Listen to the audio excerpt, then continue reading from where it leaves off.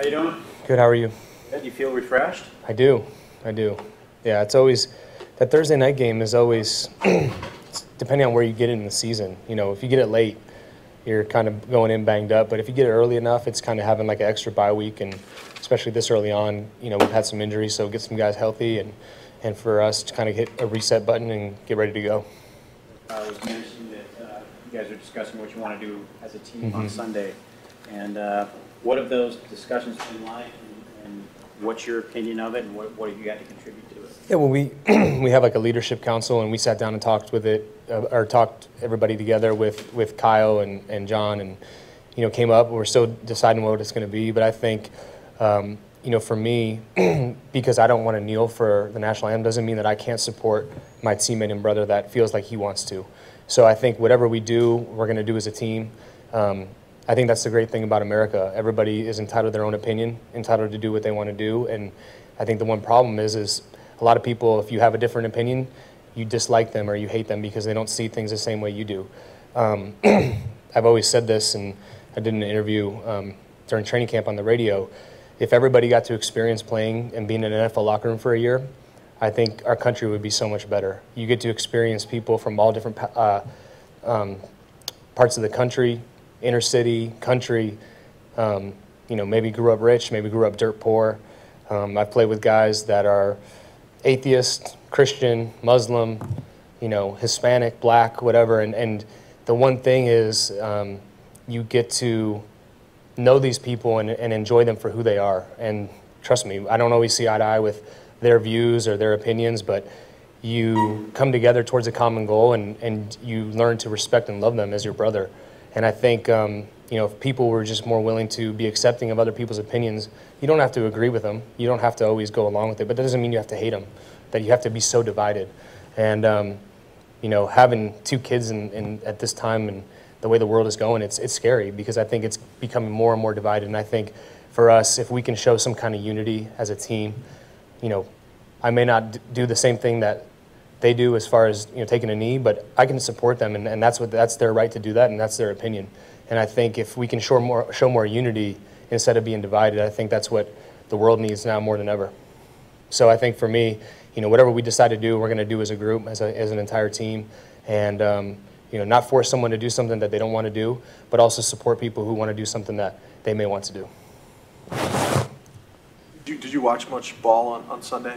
Did you get a chance? I tried to actually just spend time with my wife and kids. So in and out here and there, threw on the NFL Red Zone for a few minutes. But other than that, you know, you don't get a lot of family time during the NFL season. So I tried to use it the best I could. Do you think what's happening right now, your decision and all the time and energy you're spending in deciding what to do you think that's a distraction?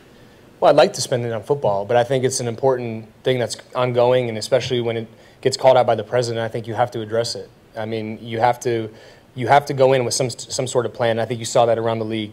Teams went out with some sort of plan, whether it was stay in the locker room or, you know, like what Dallas did the other night. It's unfortunate that, you know, when we want to focus on football, you have to take time away to do it, but I think it's needed. You have to sit down and figure out, you know, and have a discussion on the table and say, well, how do you see it and what do you want to do? And that way, like I said, we can go out and show a united front, you know, as our team. You said about NFL locker rooms, how important it is. Do you think it's the developed skill of just being able to listen and learn from people? And yeah, I think the one thing that a football team has that the whole country doesn't have is we have a common goal. So we're always working towards something together. You're going through things together. And obviously that'll never happen with the entire population. But I think the one thing is you just learn acceptance and you learn that even though someone may be totally different than you, you can find to become best friends with them, really, if you just sit and listen to them and talk to them and see, you know, what they've gone through and try to put yourself in someone else's shoes. And I think, you know, more now than ever, maybe just because I'm older now, I recognize it more, but I think you either are on one side or the other, and it seems like if you're in the middle, you're kind of on your own because it's like you have to pick a side. And I think if people were just more willing to accept other people and their differences, I think that's what's the greatest thing about this country. You know, we got people from all over the place, all over the world, and that's why we are the greatest country in the world. And I think you just have to go out and be able to be willing to accept those people for who they are.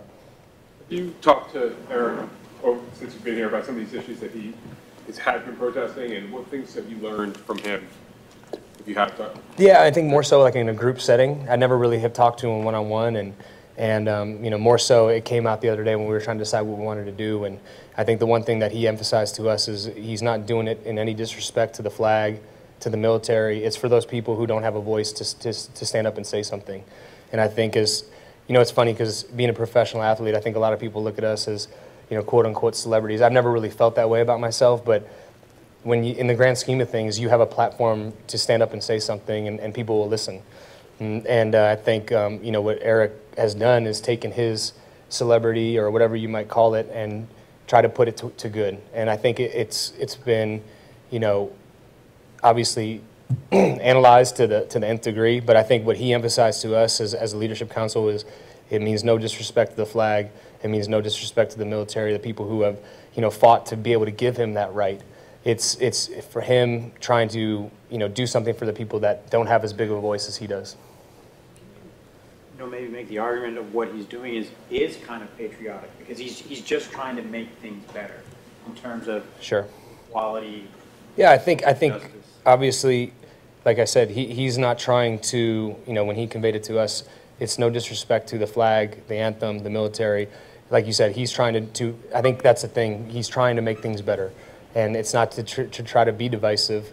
I think he's trying to, you know, bring people together. And I think what we end up doing when we finalize it on Sunday, hopefully that conveys that message more than just him taking a knee with a few guys around him. I think if we can all show that we support each other even though we have differences and different beliefs, then I think hopefully that shows a united front as opposed to being divided. Locker room, football locker room. Is there an example in your life, in high school, and maybe even earlier, well, sort of opening your eyes to a different group that you might not have? You know, I went to a all-white, basically, Catholic boys' school in Cleveland, Ohio. So going to Michigan State was kind of my first. But even then, like, I'm trying to think back. You go to these football camps and you get to meet these other players who, you know, maybe are from inner city Detroit. Or, you know, my first roommate at Michigan State was a black kid from inner city Detroit. And we got along great. And for me, it was such a cool experience because it was so different. And you get to meet so many different people. And then you move on and you keep meeting other different people. And, you know, I've played with guys from Germany, from the backwoods of Alabama, the inner city of Detroit. I mean, you just get to meet so many different people, and when you're actually, I don't want to say forced, but you get to spend time with people more than 5 minutes when you're walking by them on the street, and you get to understand that, you know, everybody has a different walk in life, and everyone has different views, different opinions, different religion, race, whatever it might be, but we're all human beings. And I think if you just give people, you know, the time of day to figure out who they are and what they are. And like I said, it's easy for us because we go out there and get our butts kicked together by Ray Wright in the off season, and it just brings people closer together.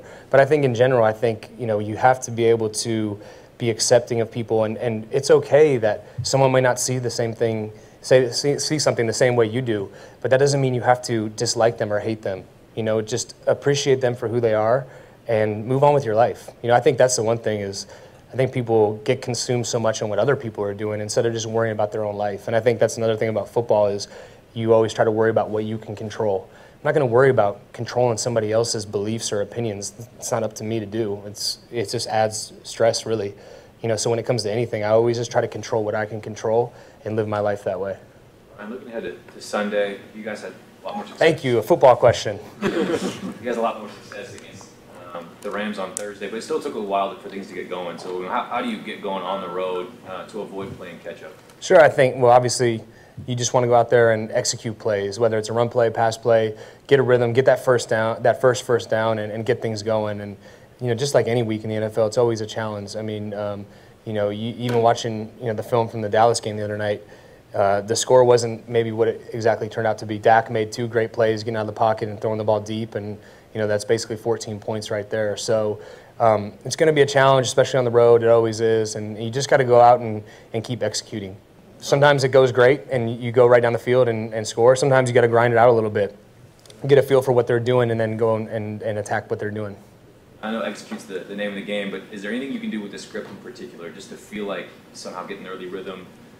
Yeah, I mean, I think you always try to go in and visualize, okay, on this play, if we get this coverage, you're going to go here. You always try to do that, and then it's just about going out and, you know, maybe you got a different coverage than you didn't expect, or, you know, a different run look or whatever it is, and you have to be able to adjust and make those adjustments really as the game's going on. Brian, the first two games, you know, as you said, hadn't gone great. The first play versus game did not go great. A lot of people have commented in the aftermath, like, oh, that guy showed a lot of guts and poise and moxie or whatever the word is. Sure.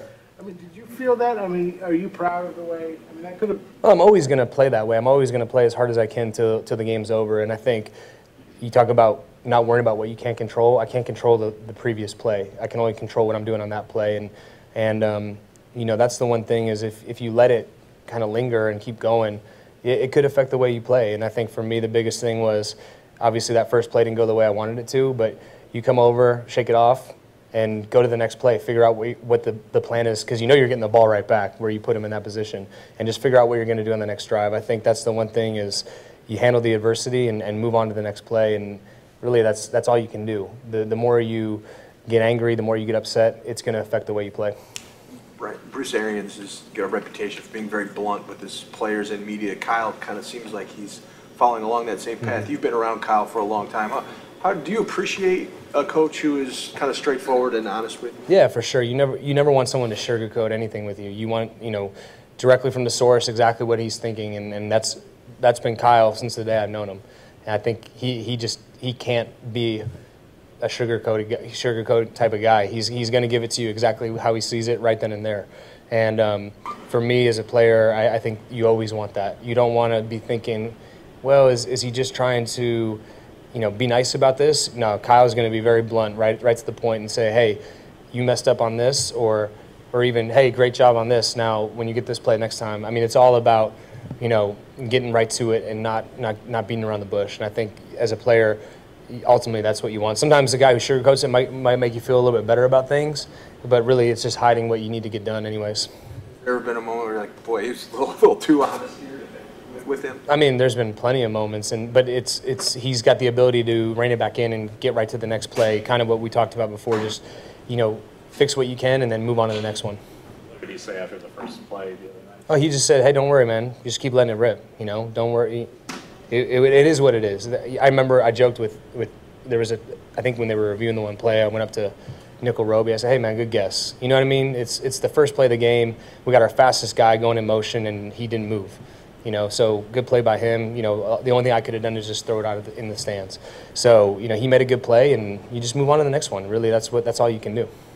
Last one for Brian. You seem to develop a quick rapport with Trent Taylor back in the summer.